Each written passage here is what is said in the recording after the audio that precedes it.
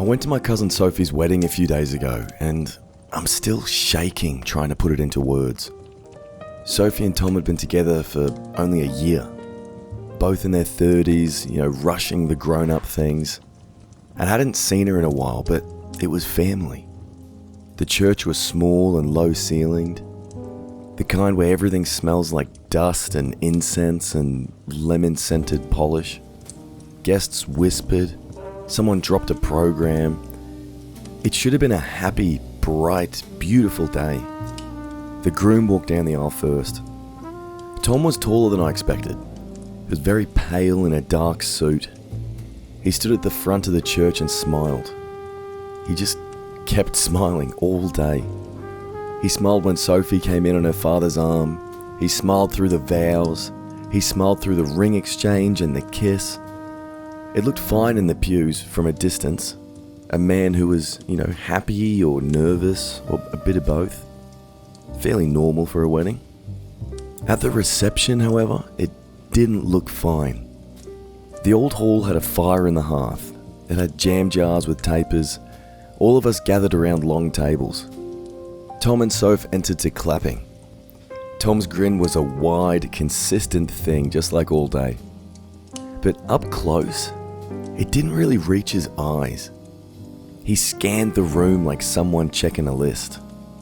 He didn't laugh at jokes, he didn't answer people, he just stood there, smiling with his mouth open just enough to show every tooth.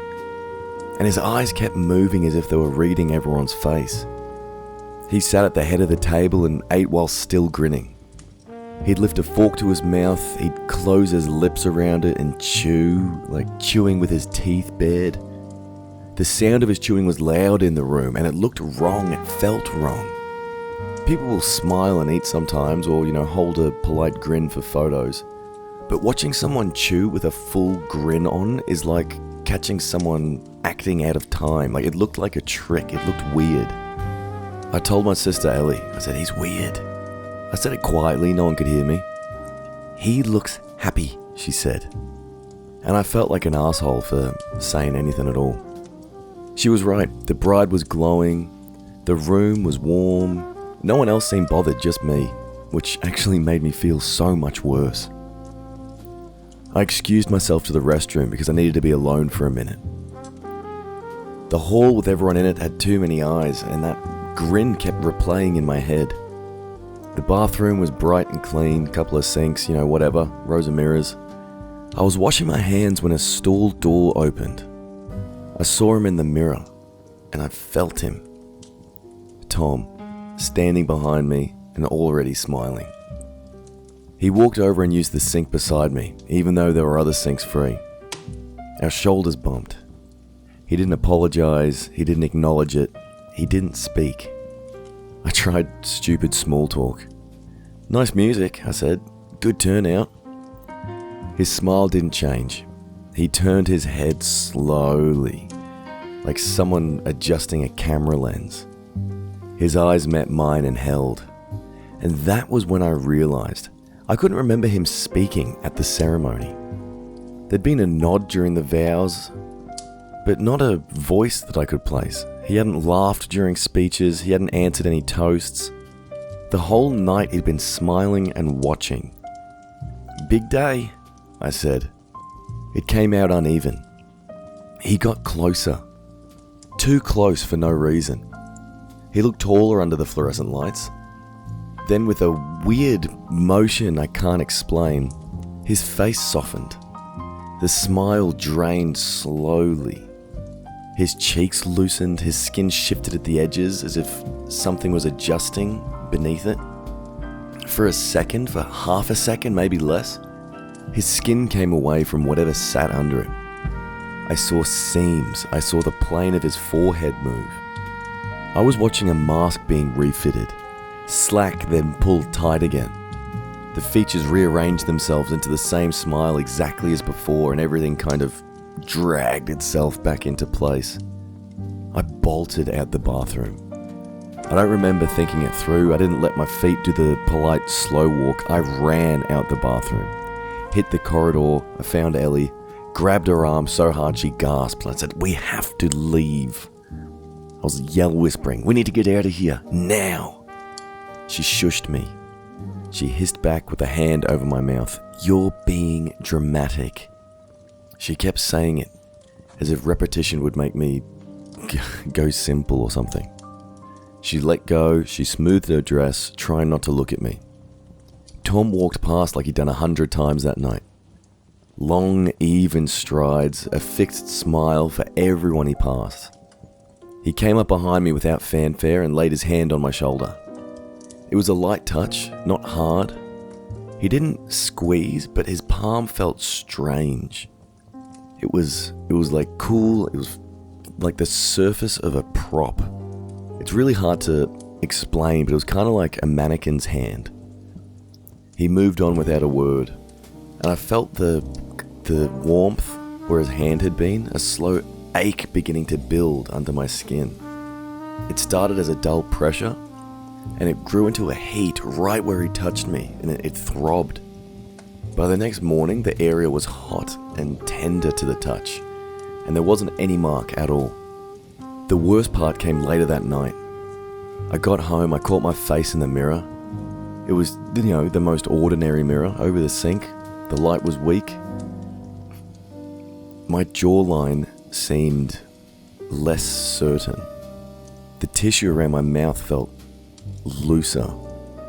I didn't know if it was me just noticing the effects of aging, but after the wedding, I was terrified. But then when I smiled, it all lifted things into place. When I relaxed, the flesh didn't sit where I expected it to. My face looked weird, like I was aging. My cheeks felt like they were slipping down a millimeter at a time. I kept testing it until panic forced me to stop. I smiled as wide as I could and I held it like a brace. The muscles hurt after a minute, burning along all the sides. When I let go, the weight of my cheeks returned immediately, dragging my face into a small slump that made me look tired and vacant even. The next morning, my skin near my jaw, it felt like something had been moved just a degree too far, and the rest of me had to compensate. Again, it didn't bruise, it didn't scar, it just shifted, it smushed around. I tried to write it off. Maybe wine, maybe stress, maybe aging, just the night catching up. But every time I thought it was some sort of mental trick, like fatigue playing games with me. I'd watch a stranger, just some random person, and I'd see their mouth snap into a fixed, too bright, too toothy shape afterwards, as if they couldn't keep it up. An older man on the bus with a grin that never relaxed. A woman at the bakery beaming at the cashier while her eyes just stayed blank. I started watching faces in grocery aisles, at the tram stop. Anywhere I could catch someone mid-expression and see if their skin held the shape as if it was pinned there. Now the panic is quite slow. It starts in my chest, then the throat, and it climbs. When you realize a reflex that you took for granted, your face relaxing when you stop smiling, well, when that relaxation no longer belongs to you, trust me, doesn't feel good. Right at this minute, my hands are cold and clammy and sweaty. I find myself carrying this smile like a burden. I gotta keep it on and I can move, eat, talk. But even then, feels like I'm holding myself together when all I want to do is undo myself and fall apart. I've thought about going to a doctor, I've tried Googling, I've tried ChatGPT. I typed Bell's palsy into a search bar, read the box about temporary paralysis and minor facial droop, and I closed my laptop. It wasn't paralysis, it was the opposite. The muscles moved when I wanted, but they slid back in a way that was wrong, like clothing that was just slightly hung incorrectly. The internet offered names and pictures and videos of treatments and exercises, but none of it fit the sense that a part of me was unhooking, and something was trying to nick the hooks back into place for me. So 3 days after the wedding, the shoulder where Tom had touched me still throbbed under the skin. It was still roasting hot as well. Walking through the supermarket, I caught myself in a mirror and held my mouth in a smile until the edges stung. I stared at the way my reflection looked normal so long as I didn't stop smiling. If I loosened it for a second, the slack would pull me down into something that felt not mine. I could feel my face falling off. The panic moved like a tide after that. At night I lay awake, holding the top of my face in the dark, forcing my muscles to keep the line up because I had convinced myself that relaxing would let it all fall apart. I told myself I was being ridiculous, that I was letting a strange man's manner ruin me, that if I could just get a good night's sleep I'd be fine. But the thought that he'd done something mattered. He'd touched me, not a mark, not a bruise, just a palm and a press, and then his footsteps moving on as if nothing had happened. After that touch, the ache started and my face began to slide. And I hate him for it. It was just a moment of time for him, but he's ruined my whole life. I tried to laugh it off the next day when Ellie called. "You need to stop feeding this," she said. "You're making it worse by looking at it." She sounded tired, and maybe she was right. Maybe obsession makes things happen because obsession makes you notice everything, like confirmation bias. But I know I can feel it. The quiver in my cheek is real. The hot spot in my shoulder is real. And the mirror doesn't lie. My eyes are fine. I've been forcing the smile more and more because it's the only way I can make my face look like me. Even then, day by day, I'm looking less like myself. I've got chewing gum in my pocket at all times because moving the jaw keeps the muscles from going soft. I don't know. I brush my teeth until my jaw's sore because, I don't know, rigidity just seems safer than the soft slide that's just happening every day. Sometimes in the middle of the day, my mouth starts to feel heavy and my lips hang like a window. I catch myself smiling without a reason, as if the skin's remembering the shape better than my brain does. Maybe it's contagious. Maybe the thing that moved in Tom can just ride along your hand and jump into you. Maybe it chooses people who see it. I don't know if it wants people or if it needs witnesses. I only know what's happening to me. And at that wedding, it seemed like I was the only person that actually noticed Tom. When I look at the photos sent in the family group chat, Tom's grin is perfect. No strain, nothing odd. Sophie, my cousin, posted a picture. It was them by the church door.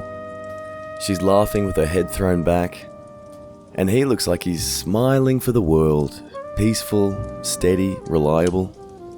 No one else seems to notice, or if they do, all of the comments on the photo are just simple, beautiful day, congrats, love you guys. I keep my comments short, the way people do when they're just being polite, trying to seem normal. I keep smiling because it holds my face.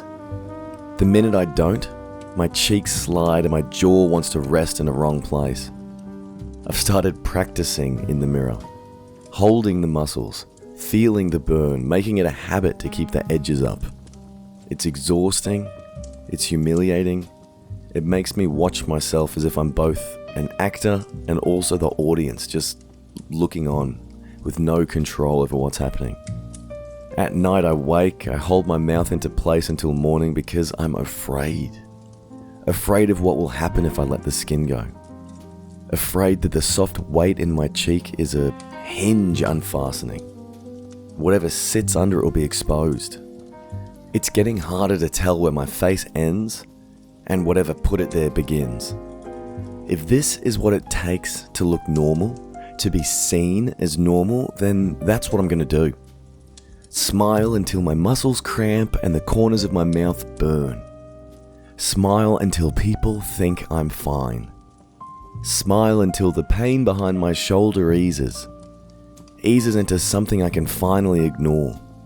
Smile until the line between who I am and what keeps my face in place blurs. I don't know how long I can keep it up. I'm writing this because I need someone to read it who wasn't at the wedding. Someone who can tell me this isn't happening. If you see me and I grin at you in the middle of the street, please don't say hi, don't say g'day, don't wave. Please don't touch my shoulder and I won't touch yours. And for God's sake, don't smile back.